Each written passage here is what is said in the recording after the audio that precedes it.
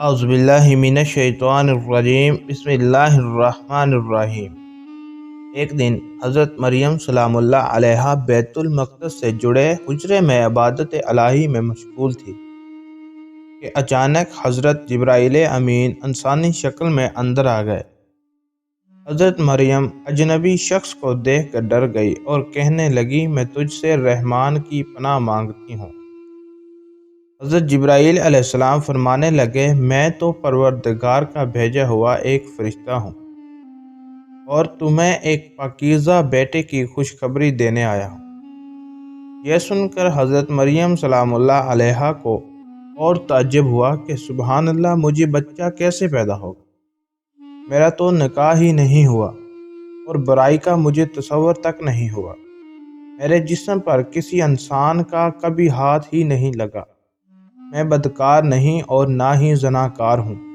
فرشتے نے آپ کے تعجب کو یہ فرما کر دور کرنا چاہا کہ یہ سب سچ ہے، لیکن اللہ اس پر قادر ہے کہ بغیر خاوند کے اور بغیر کسی اور بات کے بھی اولاد دے دے، اور جو چاہے ہو جاتا ہے۔ اللہ تعالیٰ اس بچے کو اور اس واقعے کو اپنے بندوں کی تاکیز کا سبب بنائے گا۔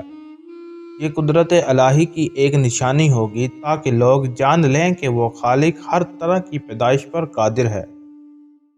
حضرت آدم علیہ السلام کو بغیر عورت مرد کے پیدا کیا، حوا کو صرف مرد سے بغیر عورت کے پیدا کیا، باقی تمام انسانوں کو مرد و عورت سے پیدا کیا، اور اب حضرت عیسیٰ علیہ السلام کو وہ بغیر مرد کے صرف عورت سے ہی پیدا کرے گا۔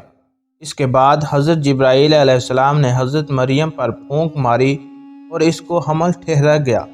جیسے جیسے بچے کی پیدائش کا وقت قریب آ گیا، حضرت مریم علیہ السلام کی پریشانی میں اضافہ ہوتا گیا کہ کیسے میں اپنی قوم کا سامنا کروں گی، لوگ تو مجھ پر زنا کی تہمت باندھیں گے۔ اس خوف سے آپ بیت اللہ سے تقریباً 9 کلومیٹر دور جنگل کی طرف ایک پہاڑی کوہ صرات کی طرف چلی گئی۔ اس جگہ کو بعد میں بیت الحم کہا جانے لگا۔ درز ذا میں آپ ایک کھجور کے درخت کے ساتھ ٹیک لگا کر بیٹھ گئی۔ درز ذا میں بھی یہ فکر لاحق تھی کہ آپ اپنے عزیز و قارب کو کس طرح مطمئن کرو گے۔ لوگ مجھے بدکار سمجھیں گے۔ جیسے ہی حضرت عیسیٰ علیہ السلام کی ولادت ہوئی تو حضرت جبرائیل علیہ السلام نے وادی کے نیچے سے آواز دی، اے مریم پریشان نہ ہو، تمہارے پروردگار نے تمہارے قدموں تلے ایک چشمہ جاری کر دیا ہے، اور ذرا اس کھجور کے درخت کو ہلاؤ، دیکھو یہ تمہارے سامنے تر و تازہ کھجوریں گرا دے گا۔ اب تم اطمینان کے ساتھ یہ تازہ کھجوریں کھا لو، چشمے کا پانی پیو اور بچے کو دیکھ کر اپنی آنکھ ٹھنڈی کرو، اور اگر تمہیں کوئی انسان نظر پڑ جائے تو اشارے سے کہہ دینا کہ میں نے روزہ رکھا ہوا ہے، میں آج کسی شخص سے بات نہیں کر سکتی۔ 40 دن بعد حضرت مریم اپنے بیٹے کو لے کر اپنے گھر آ گئیں۔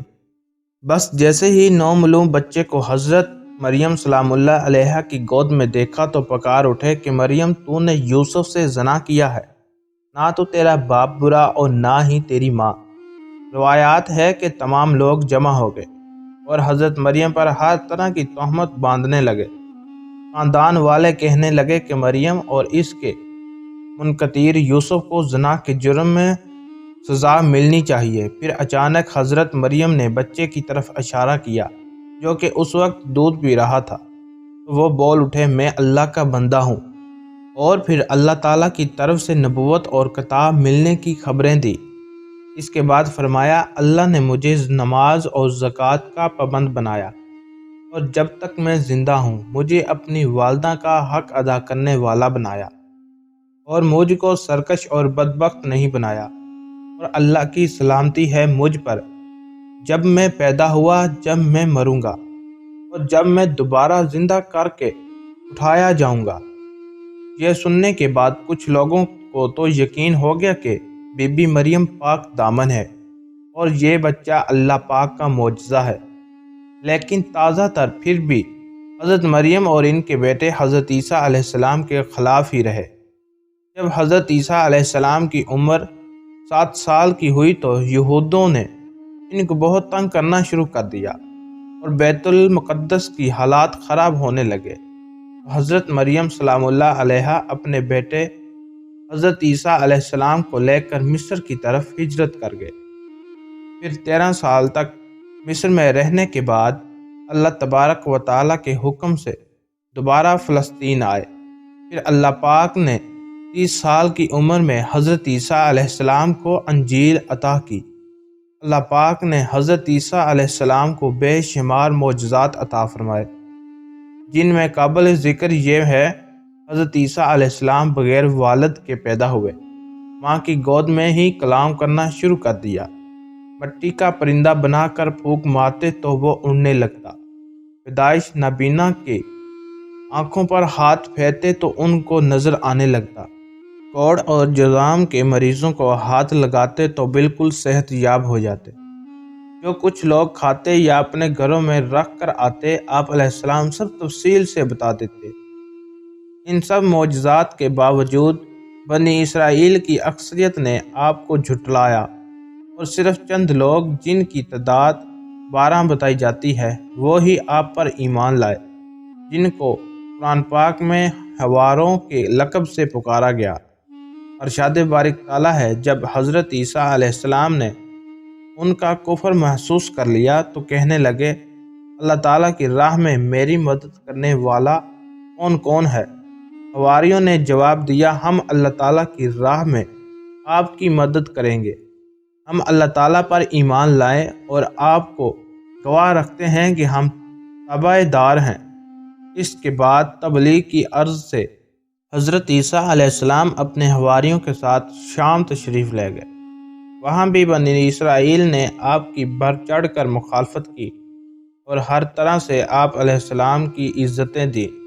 پھر ایک دن حضرت عیسیٰ علیہ السلام کے حواریوں نے عجب فرمائش کی، جس کو اللہ تبارک و تعالیٰ نے قرآن پاک میں اس طرح بیان کیا ہے، اور جب حواریوں نے کہا، اے عیسیٰ ابن مریم، کیا آپ کا پروردگار ایسا کر سکتا ہے کہ ہم پر آسمان سے قرآن نازل کرے؟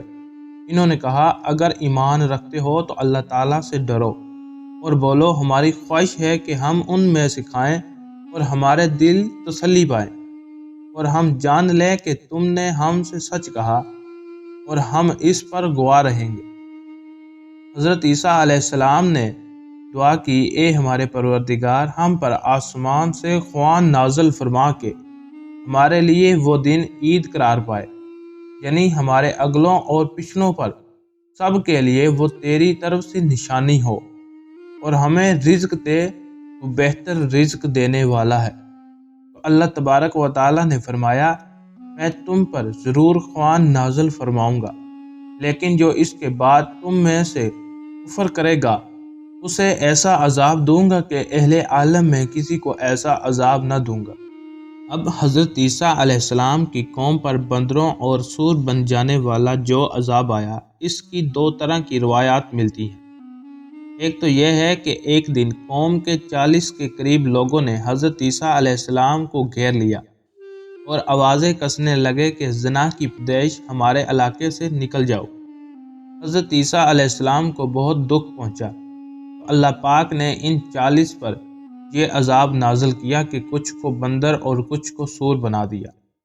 قرآن پاک میں اللہ تبارک و تعالیٰ فرماتے ہیں کہ کہہ دو کہ میں تمہیں بتاؤں گا اللہ کے ہاں ان میں سے کس کی بری جزا ہے، وہی جس پر اللہ نے لعنت کی اور اس پر غضب نازل کیا، اور بعوض کو ان میں سے بندر بنایا اور بعوض کو سور، اور جنہوں نے شیطان کی بندگی کی وہی لوگ درجہ بدتر میں سے ہیں اور راہ رات سے بھی دور ہیں۔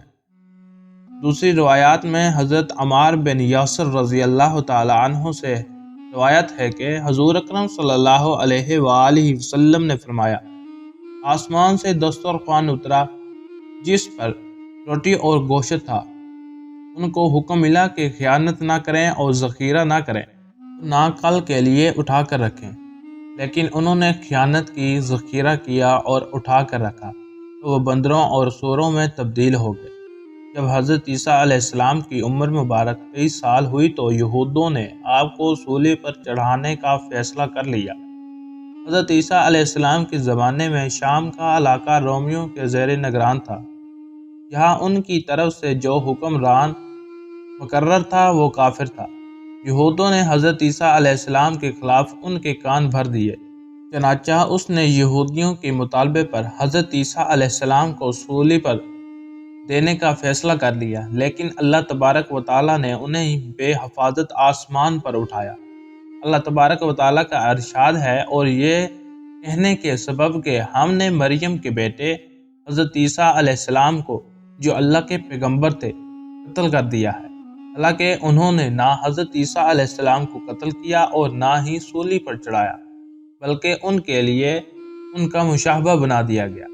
جو لوگ ان کے بارے میں اختلاف کرتے ہیں اور ان کے حال سے شک میں پڑے ہوئے ہیں کہ اور وہ پیروی زن کے سوا ان کو اس کے متعلق علم نہیں، اور انہوں نے حضرت عیسیٰ علیہ السلام کو یقیناً قتل نہیں کیا، بلکہ اللہ تبارک و تعالیٰ نے ان کو اپنی طرف اٹھا لیا، اور اللہ غالب و حکمت والا ہے۔ حضرت عیسیٰ علیہ السلام قرب قیامت میں حضور اکرم صلی اللہ علیہ وآلہ وسلم کے امتی بن کر زمین پر نازل ہوں گے۔ حضرت عیسیٰ علیہ السلام ہی وہ نبی ہیں جن کا ذکر قرآن پاک میں سب سے زیادہ بار آیا ہے۔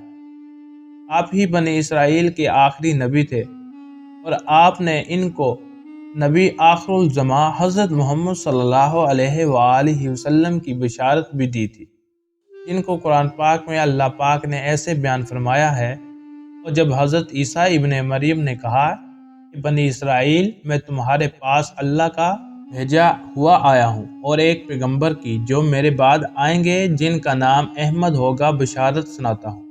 حضرت عیسیٰ علیہ السلام کے 600 سال بعد تک کوئی نبی نہ آیا، اور نہ پھر دونوں عالم کی قسمت جاگی، اور اللہ پاک نے اپنے آخری پیغمبر حضرت محمد صلی اللہ علیہ وآلہ وسلم کو سارے جہانوں کے لیے رحمت بنا کر بھیج دی۔